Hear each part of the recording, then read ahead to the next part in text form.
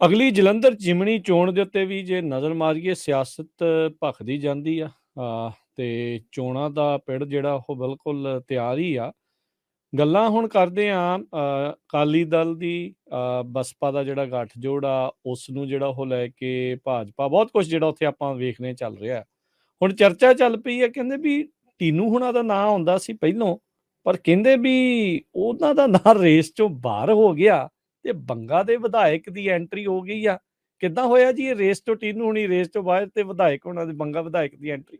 ਬਿਲਕੁਲ ਜੀ, 2-3 ਘਟਨਾਕ੍ਰਮ ਕੱਲ ਅਕਾਲੀ ਦਲ 'ਚ ਬੜੇ ਵੱਖਰੇ ਵਾਪਰੇ। ਇੱਕ ਤਾਂ ਚਰਨਜੀਤ ਅਟਵਾਲ ਹੋਰਾਂ ਦੇ ਪਰਿਵਾਰ 'ਚੋਂ ਉਹਨਾਂ ਦੇ 2 ਪੁੱਤਾਂ ਦਾ ਭਾਜਪਾ ਜਾਣ ਤੋਂ ਬਾਅਦ ਅਕਾਲੀ ਦਲ ਨੂੰ ਖਾਸੀ ਫਿਕਰਮੰਦੀ ਹੋਈ ਕਿਤੇ ਕਿ ਉਮੀਦਵਾਰ ਐਲਾਨਣ ਤੋਂ ਬਾਅਦ ਸਾਡੇ ਕੁਝ ਹੋਰ ਵੱਡੇ ਲੀਡਰ ਨਾ ਉੱਧਰ ਚਲੇ ਜਾਣ ਉਸ ਮੰਚ ਤੇ, ਕਿ ਜਦੋਂ ਇੱਕ ਅੱਧੀ ਕੋਈ ਰੈਲੀ ਚੋਣ ਪ੍ਰਚਾਰ ਕਰਨ ਲਈ ਜਲੰਧਰ ਆਵੇ ਬੀਜੇਪੀ ਤਾਂ ਉਹਦੇ ਵਿੱਚ 2-3 ਲੀਡਰ ਹੋਰ ਵੱਡੇ ਜਾ ਸਕਦੇ ਨੇ।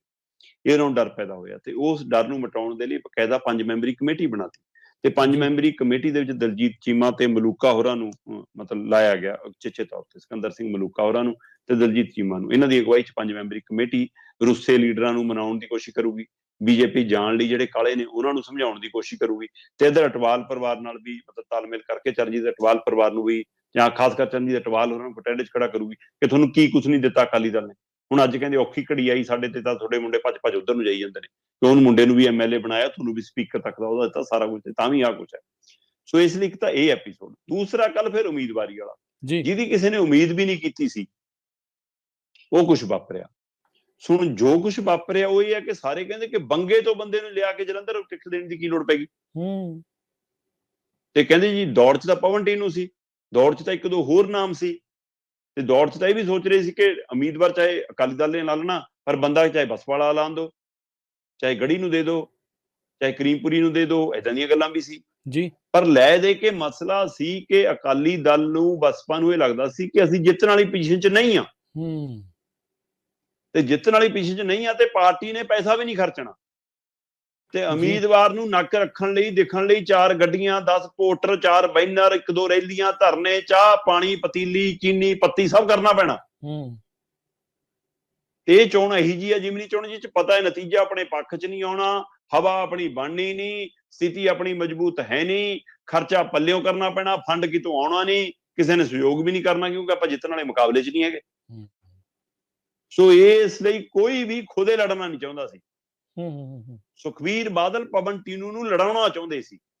ਪਵਨ ਟੀਨੂ ਦੀ ਬਸਪਾ 'ਚ ਚੰਗੀ ਪੈਠ ਹੈ, ਬਸਪਾ ਦੀ ਵੋਟ ਤੋੜਨ 'ਚ ਉਹ ਮਾਹਰ ਨੇ ਤੇ ਉਹਨਾਂ ਦਾ ਅਕਾਲੀ ਦਲ 'ਚ ਵੀ ਠੀਕ ਠਾਕ ਆਧਾਰ ਹੈ ਨਾ, ਉਹਨਾਂ ਦੀ ਇਲਾਕੇ 'ਚ ਪਹਿਚਾਣ ਚੰਗੀ ਹੈ, ਰੁਤਬਾ ਚੰਗਾ ਹੈ, ਪਰ ਜਿਹੋ ਜਿਹਾ ਮਾਹੌਲ ਹੈ ਉਹ ਜਿਹੇ ਦੇ ਵਿੱਚ ਉਹ ਜਿੱਤਣ ਵਾਲੀ ਪੋਜੀਸ਼ਨ 'ਚ ਲੱਗਦੇ ਨਹੀਂ ਸੀ। ਸੋ ਇਸ ਲਈ ਪਵਨ ਟੀਨੂ ਨੇ ਆਪਣੇ ਪੈਰ ਪਿਛਾਂ ਖਿੱਚ ਲਏ।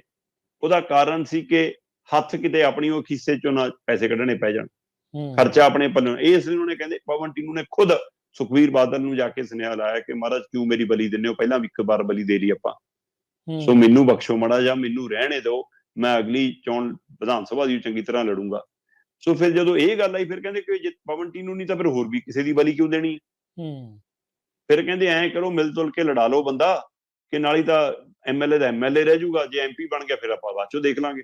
ਸੋ ਬੰਗਾ ਤੋਂ 2 ਵਾਰ ਐਮਐਲਏ ਰਹੇ ਨੇ ਡਾਕਟਰ ਸੁਖਵਿੰਦਰ ਸਿੰਘ ਸੁੱਖੀ ਜੀ। ਸੋ ਇਸ ਲਈ ਲਗਾਤਾਰ 2 ਵਾਰ ਇਸ ਦੌਰ ਦੇ ਵਿੱਚ ਜਦੋਂ ਅਕਾਲੀ ਦਲ ਪੂਰੀ ਤਰ੍ਹਾਂ ਹਾਰਦਾ ਜਾ ਰਿਹਾ ਸੀ, ਉਸ ਦੌਰ ਦੇ ਵਿੱਚ ਵੀ ਪਿਛਲੀ ਵਾਰ ਵੀ ਐਮਐਲਏ ਜਿੱਤ ਕੇ ਆਏ ਕੈਪਟਨ ਦੇ ਸਮੇਂ ਤੇ ਇਸ ਵਾਰ ਭਗਵੰਤ ਮਾਨ ਦੇ ਸਮੇਂ 'ਚ ਵੀ। ਸੋ ਇਸ ਲਈ ਉਹ ਕਹਿੰਦੇ ਕਿ ਹੋ ਸਕਦਾ ਇਹ ਕੋਈ ਚਮਤਕਾਰ ਕਰ ਦੇਣ ਜੀ, ਤੇ ਜੇ ਤਾਂ ਚਮਤਕਾਰ ਹੋ ਜਾਵੇ ਤਾਂ ਵੀ ਠੀਕ ਹੈ, ਨਹੀਂ ਫਿਰ ਐਮਐਲਏ ਤਾਂ ਹੈਗੇ ਨਹੀਂ। ਇਸ ਲਈ ਫਿਰ ਇਹ ਗੁਣੂਆ ਸੁਖਵਿੰਦਰ ਸੁੱਖੀ ਤੇ ਪਿਆ ਜੀ। ਸੋ ਇਹ ਕਾਰਨ ਹੈ। ਹੁਣ ਉਸਨੂੰ ਕੁਛ ਬਹੁਜਨ ਸਮਾਜ ਪਾਰਟੀ, ਕੁਛ ਅਕਾਲੀ ਦਲ, ਕੁਛ ਇਹਨਾਂ ਦੇ ਲੀਡਰ ਤੇ ਥੋੜਾ ਬਹੁਤ ਉਹ ਆਪਣੇ ਨਿੱਕ ਸੁੱਖ ਦੇ ਹਵਾਲੇ ਨਾਲ ਉਹ ਚੋਣ ਲੜਨਗੇ। ਸੋ ਫਿਰ ਦੇਖਦੇ ਜੀ ਸੁੱਖੀ ਜੀ ਕੋਈ ਚਮਤਕਾਰ ਕਰਦੇ ਆ ਜਾਂ ਫਿਰ ਐਮਐਲਏ ਬਰਕਰਾਰ ਰਹਿੰਦੇ। ਜੀ ਜੀ ਜੀ, ਮੁਕਾਬਲਾ ਜਿੱਦਾਂ ਆਪਾਂ ਪਹਿਲਾਂ ਵੀ ਗੱਲ ਕਰਦੇ ਆ ਰਹੇ ਹਾਂ, ਸਾਰੇ ਇਹੀ ਕਹਿ ਰਹੇ ਆ ਵੀ ਮੋਸਟ ਪ੍ਰੋਬਬਲੀ ਜਿਹੜੀ ਮੌਜੂਦਾ ਜਿਹੜੀ ਸਰਕਾਰ ਆ ਉਹਨਾਂ ਦਾ ਤੇ ਕਾਂਗਰਸ ਦੇ ਦਰਮਿਆਨ ਬਹੁਤਾ ਜਿਹੜਾ ਉਹ ਦੇਖਣ ਨੂੰ ਜਿਹੜਾ ਉਹ ਮਿਲੇਗਾ।